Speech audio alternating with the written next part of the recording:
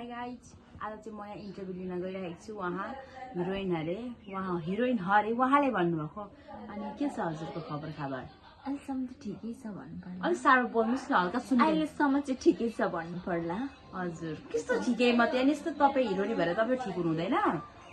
अब सुटदेखि गरेको मान्छे होइन, अब यस्तै छ अवस्था। अब सुटदेखि बेलुकाको अब 12-1-2 बजी आइन्छ, त्यही हो। अब गलेको टाढो हुन्छ नि त।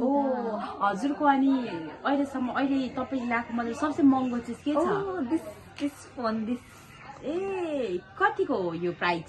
यो चाहिँ झन्डै नेपाल। अलि ठुलो बोल्नुहोस् न, त्यहाँ सुनिँदैन क्या। यो चाहिँ झन्डै नेपालको 2 लाख।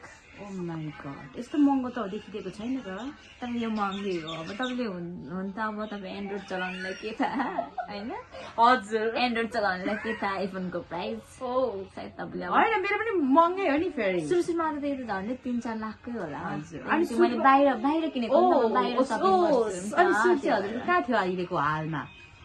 अहिलेको हालमा भन्नुपर्दाखेरि मेरो सुट चाहिँ उता नाम के पो घान्द्रो के भने घान्द्रो कुन फिल्मको सुट?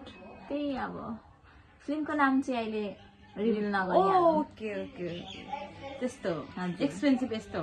अनि अहिलेको हालमा बिजी हुनुहुन्छ हजुर त्यहाँनिर? एकदम बिजी छु म।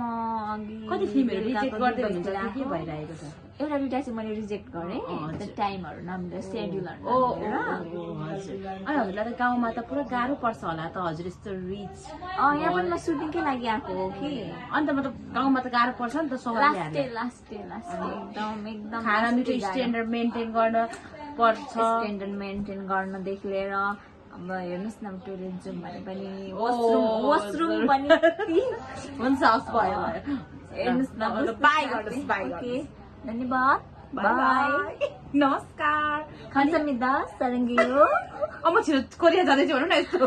अब म टुरको लागि कोरिया जाँदैछु नि त नेक्स्ट मन्थतिर। Okay, bye bye. बाई।